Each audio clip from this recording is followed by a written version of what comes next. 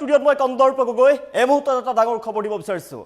নিৰ্বাচনৰ পূৰ্বে হঠাৎ ইউটাৰ্ণ লৈছে ৰাজ্যৰ সংখ্যালঘু জনতাই। এবাৰ বিন্দাকান্দি সমষ্টিত AUDF আৰু কংগ্ৰেছৰ পৰা পদত্যাগ কৰি বিজেপিত হাজাৰ হাজাৰ সংখ্যালঘু জনতাই যোগদান কৰিছে। এক প্ৰকাৰে গেৰুৱা হৈ পৰিছে ৰাজ্যৰ সংখ্যালঘু অঞ্চলসমূহ। বিজেপিত যোগদান কৰি AUDF আৰু কংগ্ৰেছক তীব্ৰ ভাষাৰে সমালোচনা কৰিছে। বিজেপিৰ সৈতে থাকিম বুলি ২৬ৰ নিৰ্বাচনত বিজেপিৰ লগত থাকিম বুলি তেওঁলোকে মন্তব্য কৰিছে আৰু কংগ্ৰেছ AUDFক থকা সৰকা কৰিছে। অৱশ্যে জনাইছে মুহূৰ্তত ৰাজ্যৰ ৰাজনীতিত হঠাৎ ইউটাৰ্ণ ২৬ৰ নিৰ্বাচনৰ পূৰ্বে ৰাজ্যৰ ৰাজনীতিত অব্যাহত ব্যাপক সালসলনি। বদৰুদ্দিন আজমলৰ দুৰ্গ হিচাপে পৰিচিত বিন্নাকান্দি বিধানসভা সমষ্টিত প্ৰবল খহনীয়া আৰু হঠাৎ ইউটাৰ্ণ সংখ্যালঘু জনতাৰ বিন্নাকান্দিত AUDF আৰু কংগ্ৰেছ ত্যাগ কৰি ৪০০০০ লোকে যোগদান কৰিছে। হাজাৰ হাজাৰ সংখ্যালঘু জনতাই যোগদান কৰিছে বিজেপিত। বিন্নাকান্দিত বিজেপিৰ বিশাল যোগদান কাৰ্যসূচী আৰু এই কাৰ্যসূচীয়ে সলাই পেলাইছে ৰাজনৈতিক সমীকৰণ। বিন্নাকান্দিত বিজেপিৰ বিশাল শক্তি প্ৰদৰ্শন। নিৰ্বাচনৰ প্ৰাকখনত শক্তি বৃদ্ধি পাইছে বিজেপিৰ। বিন্নাকান্দিত হাজাৰ হাজাৰ সংখ্যালঘু লোকে গেৰুৱা টুপি পিন্ধিলে। ৪০০০০ লোকে আজি যোগদান কৰিছে।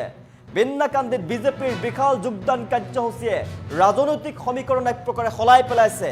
গেৰুৱা হৈ পৰিছে সংখ্যালঘু অঞ্চল। বিন্নাকান্দিৰ পৰা বিৰোধীক উৎখাত কৰাৰ সংকল্প বিজেপিৰ। সংখ্যালঘু জনতাই AUDF আৰু কংগ্ৰেছ ত্যাগ কৰিছে। গেৰুৱা যাত্ৰাই চিন্তাত পেলাইছে এতিয়া আজমল আৰু কংগ্ৰেছক। আজমলৰ মূৰৰ কামুৰণি উঠিছে, কংগ্ৰেছ চিন্তাত পৰিছে।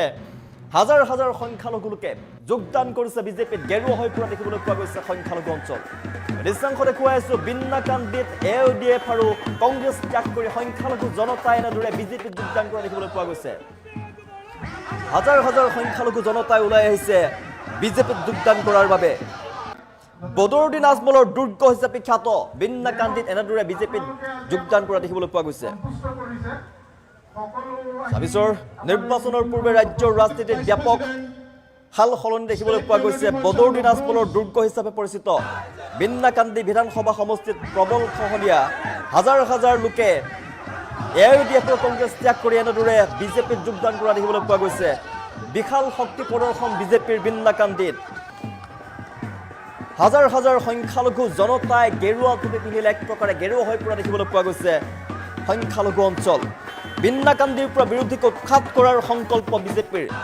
আৰু বিন্নাকান্দিৰ এই গেৰুৱা যাত্ৰাই চিন্তাত পেলাইছে এতিয়া বদৰুদ্দিন আজমল আৰু কংগ্ৰেছক। আজমলৰ দুৰ্গ হিচাপে খ্যাত হৈছে এই বিন্নাকান্দি সমষ্টি। আৰু বিন্নাকান্দি সমষ্টিত এইবাৰ প্ৰবল খহনীয়া AUDF আৰু কংগ্ৰেছক। AUDF আৰু কংগ্ৰেছ দল ত্যাগ কৰি এনেদৰে হাজাৰ হাজাৰ সংখ্যালঘু জনতাই গেৰুৱা হৈ পৰা দেখিবলৈ পোৱা গৈছে। বিজেপিৰ বসন্তিনা দেখিবলৈ পোৱা গৈছে। দৃশ্যাংশ দেখুৱাই আছো বিন্নাকান্দিত বিজেপিত বৃহৎ যোগদান কাৰ্যসূচী। বিজেপিৰ শক্তি বৃদ্ধি পাইছে নিৰ্বাচনৰ পূৰ্বেই। হাজাৰ হাজাৰ সংখ্যালঘু জনতাই যোগদান কৰিছে বিজেপিত। আৰু গেৰুৱা হৈ পৰা দেখিবলৈ পোৱা গৈছে সংখ্যালঘু অঞ্চলসমূহ।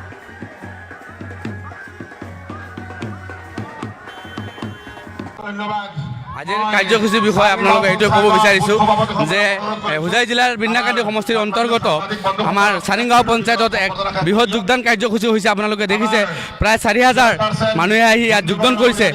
এটা কথা ক'ব বিচাৰিছোঁ আপোনালোকক যে আমাৰ মাইনৰিটি সমাজৰ ভিতৰত এটা ভয় শংকা যে মহিলাসকল বিজেপিৰ মিটিঙলৈ নাহে। গতিকে আপোনালোকে দেখিছে আজি হিমন্ত বিশ্ব শৰ্মা চৰকাৰৰ সভাত আমাৰ হোজাই জিলাৰ মাইনৰিটি মৰ্চাৰ সভাৰ আয়োজনত আহি কেনেকুৱা মহিলাসকল আহি উপস্থিত হৈছে। আপোনালোকে দেখিছে হেজাৰ হেজাৰ মহিলা আহিছে। ইয়াৰ মুৰব্বীয়ান সমাজ আহিছে, যুৱক ভাই বন্ধুসকল আহিছে। গতিকে আমি এটা অনুভৱ কৰিব পাৰিছোঁ যে এইবাৰ বিন্নাকান্দি সমষ্টিৰ পৰা আজমল চাহাবক বিদায় দিব জৰুৰীৰ নিচিনা। ইয়াতে ভাৰতীয় জনতা পাৰ্টীৰ পৰা যাকে টিকেট দিব এওঁক সকলো একমত হৈছে যে এইবাৰ বিজেপিৰ পৰা বিধায়ক জিকাই দিয়া খাটাং। নহয়, মই কংগ্ৰেছৰ কোনো সক্ৰিয় কৰ্মী নহয়। মই বিজেপিৰে বহুত পুৰণা মই বিজেপি কৰ্মী। কিন্তু নিজৰ ব্যক্তিগত কিছু কামৰ কাৰণে মই সক্ৰিয়ভাৱে কেইদিনমান নাছিলোঁ। কিন্তু মই বহুত পুৰণি এজন ২০১৪ চনৰ পৰা মই বিজেপি কৰি আছোঁ। বিলাল আহমেদৰ লগত মই যেতিয়া MLA খেলিছিলে সেই সময়ত আছিলোঁ। ২০১৮ চনত পঞ্চায়ত যেতিয়া নিৰ্বাচন হৈছিলে সেই সময়ত মোৰ ভাইটিক মই জিলা পৰিষদত অৱতীৰ্ণ কৰিছিলোঁ। আৰু এই অঞ্চলত বিজেপিক যদি প্ৰভাৱ বিস্তাৰ কৰিছিলোঁ মই এজন আছিলোঁ, মামুন ৰছিদ আছিলোঁ। নাই, আমচুৰ লগত মই জড়িত নহয়। আগত মই আমচুক কেইদিনমান কৰিছিলোঁ, কিন্তু মই প্ৰজেক্ট দিলোঁ বহুত আগত। মই আমচুৰ লগত বৰ্তমান কোনো জড়িত নহয়। ষ্টেটৰ পৰা অহা সকলোলৈ মোৰ ধন্যবাদ জ্ঞাপন জনাইছো। আৰু 4,000 মান। উপস্থিত বিজেপি প্ৰেমী ৰাইজ সকলোকে লৈ আমাৰ বিজেপি ধন্যবাদ সকলো আঁচনি দিয়ে জ্ঞাপন জনাইছো। খালি ত্ৰিপুল আঁচনি এখন আজি সেইকাৰণে বিজেপি সকলো বস্তু দিয়ে। এখন জইনিং বিজেপিত আমি জইন কৰোঁ, এই জইনিং বিজেপিক আমি ভাল পাওঁ। কৈছে একো নিদিয়ে, এনে প্ৰলোভন দি থাকে।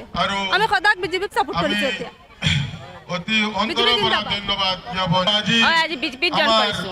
যিখিনি মানুহ বহুত দূৰত আমাৰ ছয় মেম্বাৰ সকলো কিন্তু এই মিটিংখনত অহা মানুহ করছেন আর মাউনবাড়িরে মানুষে বহুত বালা পায় দেখা মা বইন এখলে বহুত বালা পাইছেন এর কারণে মাউনবাড়ির প্রতি মানুষের মায়া আছে মহাব্বত আছে এর লাগি আপনারা দেখরা বহুত মানুষ আইছেন কারণ মানুষের ধন্যবাদ দেওয়া যার যে সারা ইয়া যে মাউনবাড়িরে সাপোর্ট করছে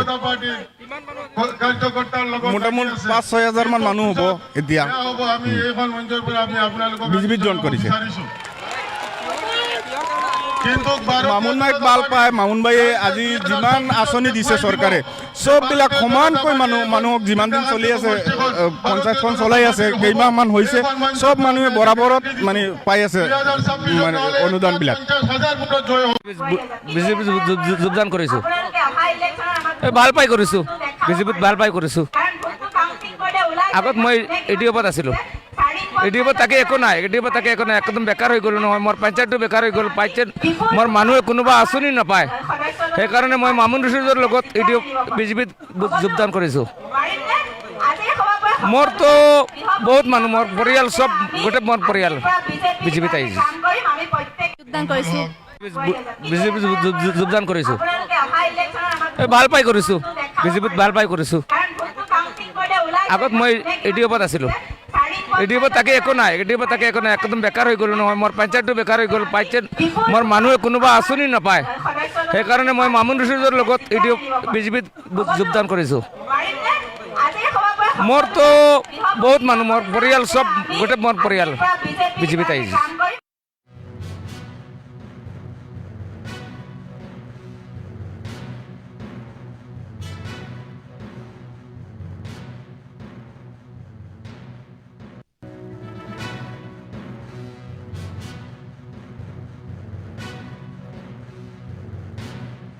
যিটো সঁহাৰি যি ধৰণে আজি ৰাইজ ওলাই আহিছে এইটো কথা নিশ্চিত হৈছে যে ভাৰতীয় জনতা পাৰ্টি বিনাকান্দি সমষ্টিত যে আগন্তুক যি নিৰ্বাচন হ'ব এই নিৰ্বাচনত যথেষ্ট আমাৰ দলে সহায় সহযোগিতা বা সঁহাৰি পাব এক প্ৰকাৰ নিশ্চিত হৈছে।